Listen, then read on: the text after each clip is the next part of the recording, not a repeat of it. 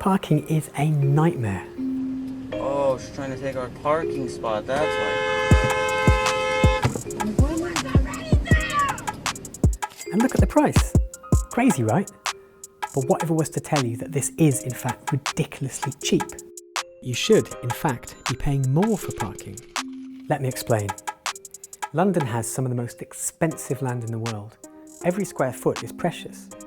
In Westminster, one of the richest places in Britain, the space needed for a single parking spot would cost around £8,000 per year to rent as housing. But if you're rich enough to live there anyway, parking your car for the year costs a maximum of £145. That's quite a subsidy. No one else gets to store half a tonne of their property on public land at a bargain price. And that subsidy to motorists is even bigger in places like New York City, where in many places in the centre, it's still possible to park for absolutely nothing. Crazy? What are you doing? Hey! Hey! You're stealing my space! George, wait! You don't know who this guy is? People kill for a parking space in this city. The amount of space given over to stationary vehicles would fill 13 central parks. The centre of global capitalism is literally giving away use of its valuable land. Not only is this wasteful, it's actually suffocating cities. At busy times in city centres, up to 30% of all traffic congestion is caused by drivers looking for a parking space. Cruising for parking is probably the worst kind of traffic because cars are moving slow, so there's a lot of fuel used per mile traveled, and that means a lot of air pollution. And when climate scientists say we have little more than a decade to stop runaway global warming, this is really important. Hey, asshole! You can't park here. This is my parking place. I live right up there.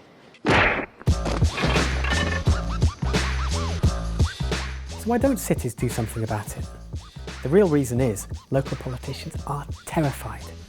Even in the UK, parking is an emotive issue. Nottingham was one of the first cities in the world that decided to increase the cost of parking and invest the extra money in public transport. But they still faced a major backlash. There was a great deal of pushback.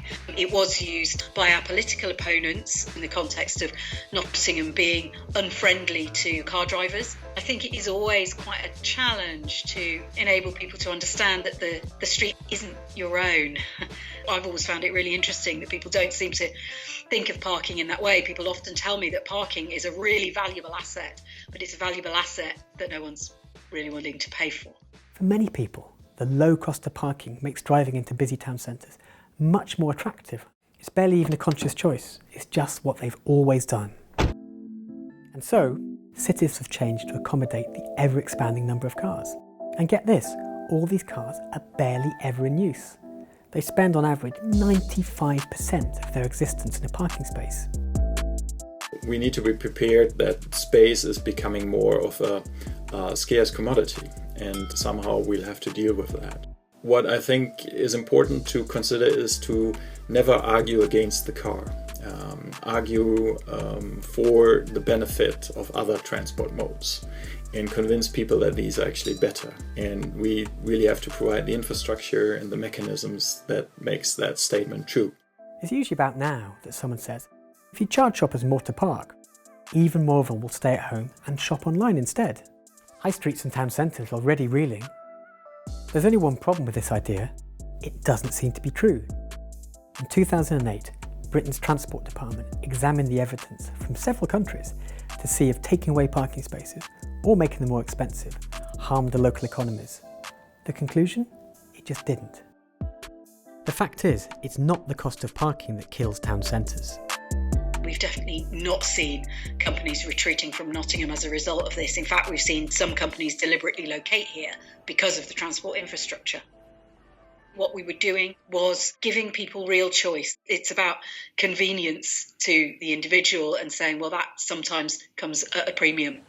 For some people, doubling or even trebling the cost of parking won't make any difference.